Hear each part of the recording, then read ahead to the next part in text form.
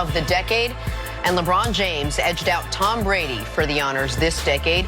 Brady went to 5 Super Bowls, won 3. LeBron went to 8 NBA Finals, won 3. Brian, you think they made the right call here? Is LeBron the male athlete of the decade over Tom Brady? I think you're kind of splitting hairs between these two. You're talking about the best athletes that we've seen in a very long time, not just this decade. But I would pick Tom Brady for this. And Tom Brady has done with so many different people, a different offensive line unit, different wide receivers, different defenses, and he's done it against different teams as well. LeBron, in basketball, think about this. LeBron can be dominant and win a bunch of games. He did it in Cleveland at the beginning of his career, made playoffs, made finals, without any help because he was that good. Tom Brady, you're seeing it this year, he has to be good, but everyone else around him has to be good as well. That's why I would lean towards Tom Brady. But I mean, you can't have a wrong answer here. Listen, for the exact reason you made, however, is the reason why I think it's so clearly LeBron, because you're absolutely right. Brady can win a Super Bowl like he did last year, where he wasn't very good in that football game where they scored 13 points.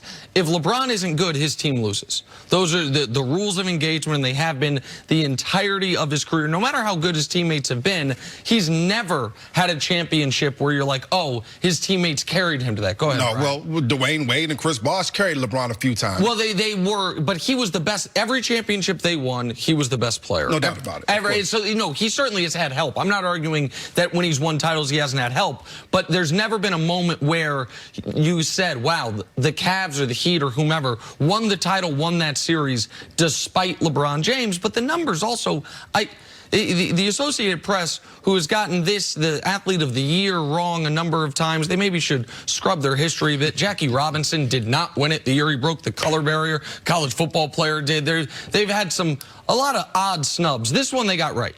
The titles they're even on this decade, 3 apiece. Finals appearances or Super Bowl appearances, it's 8-5. League MVPs this decade, it's 3-2. Finals MVPs, it's 3-2. And the other element of this that I think factors into it at least a bit is the impact LeBron, and some people would say for bad, I would argue for good. The impact LeBron has had on the sport as far as, and maybe all sports, player empowerment and player freedom of movement, that started this decade. That started with the decision which changed the way we look at what athletes are allowed to do. What athletes are allowed, the superstar athletes leaving where they were drafted to, aside from Kareem, or I guess Lou Alcindor at the time, leaving the Bucks to go to the Lakers, and Barkley leaving Philly to go to the Suns later in his career, it's just something that was not even considered a possibility. And now you see it even in football. You see guys saying, I do not like it here. I want to go somewhere else. And the power dynamic shifting from the organization and the front offices to the players.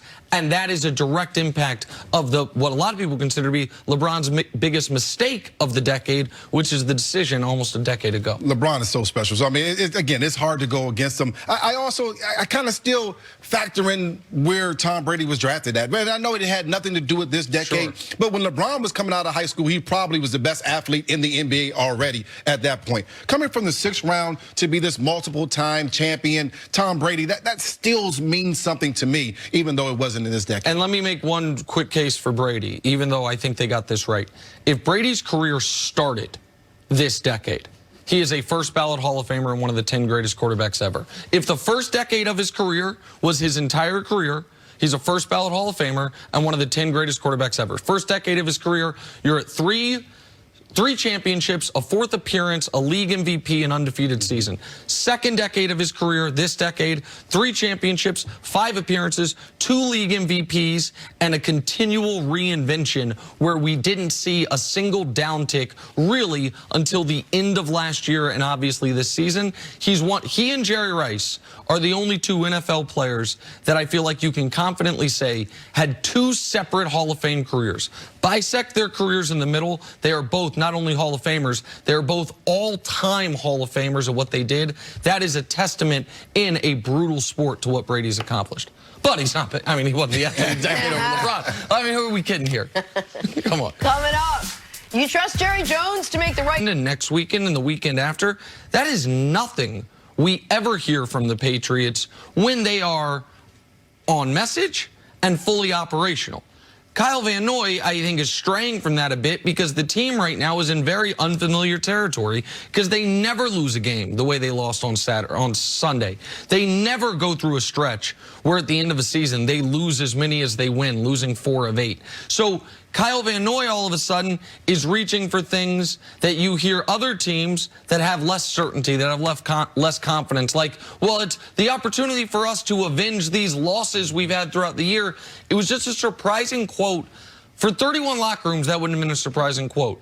For a veteran for the New England Patriots, that was a surprising quote to me. I'm not as surprised as you because I'm watching this football team and I'm saying they need some type of motivation. They got beat by the Miami Dolphins at home last week, so they need some way to get themselves ready. And you remember Spygate, you remember Deflategate. Those are all motivational things that help that team propel itself to Super Bowls there. But this is what happened last year when they got beat 34-10 by the Titans in Week 10. The Titans ran the ball for 150 yards, rammed it right down the Patriots' throat.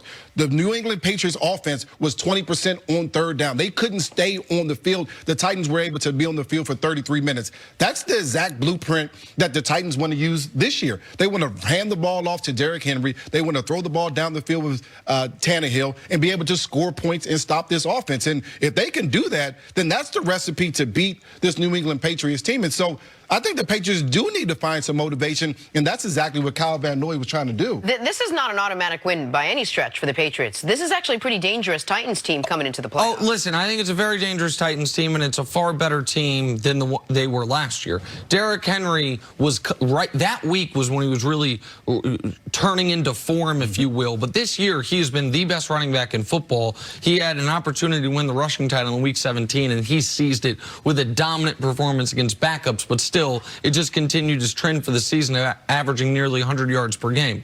The Titans quarterback in last year's game was Marcus Mariota. Now, he played one of his better games of the season against the Patriots, but Ryan Tannehill this year led the NFL in passer rating, led the NFL in yards per attempt, completed over 70% of his passes. In his 12 games, if you extrapolate it to a full season, it would have been statistically, one of the most impressive quarterbacking seasons of this decade. Now, I don't think any of us fully believe in it, but the number, 9.5 yards per attempt, a 118 passer rating, those are all-time type of numbers, and the sample size isn't tiny. And the rookie receiver, another one of these rookie receivers that teams seem to find a way to be able to use, except for the Patriots, of course, A.J. Brown, he has been sensational for them. A young receiver who really looks like a star. So I do think this is a very live opponent. I do not think what a lot of people believe, which is this live opponent's going to go to Gillette and win. I don't think that the Titans are going to upset the Patriots. As down as I am on New England, I don't think they're going to lose back-to-back home games, including a playoff game to Ryan Tannehill, Mike Vrabel, and company. But they're not some 11-point favorites where you would just be shell-shocked if they lost. The most surprising loss that they could have had was last week. This loss would not be nearly as surprising, but I don't think it's going to happen. One of the things I like about Tennessee, and I wouldn't be surprised if the Patriots lost either, but one of the things I love is that they're not afraid. When you talk about Kansas City, when they played the Patriots, they weren't afraid. That mystique of the Patriots were gone. Obviously, the Baltimore Ravens, same type of thing.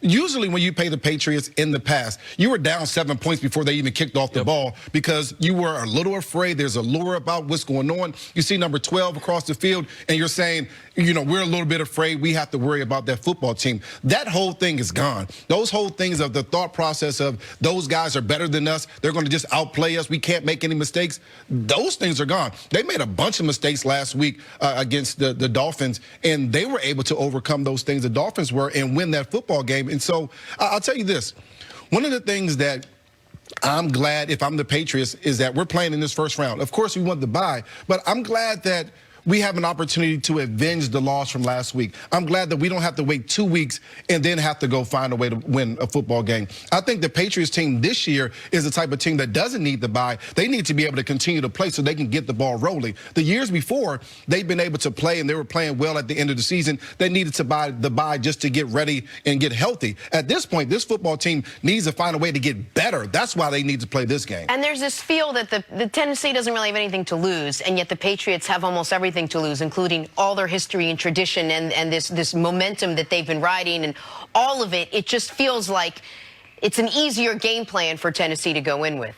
Well, I don't know. I mean, I feel like both these teams know, like, if we lose, our season's over. Now, Tennessee has already had a successful season, is to your point. It's like if Tennessee's already had a successful season, for the Patriots, they have made the AFC Championship game, not the division round, the championship game every year since 2011. It is unfamiliar territory for them, even being in this position, having had a bye every year since 2010. One note for this game. The question that will, I think, determine this game is, what Patriot defense are we going to see? The one from the first half of the year that was historically great, or the one from the second half of the year that was very good but not great? Stephon Gilmore, with one game to go in the season, had my vote, which I don't actually have, but had my vote for Defensive Player of the Year. And then Devontae Parker roasted him. A.J. Brown is better than Devontae Parker, at least to my eye. I think he's a more dominant force than Devontae Parker. This Patriot team is 12-0 when they allow 17 or fewer points. They are 0-4 when they allow more than 17 points.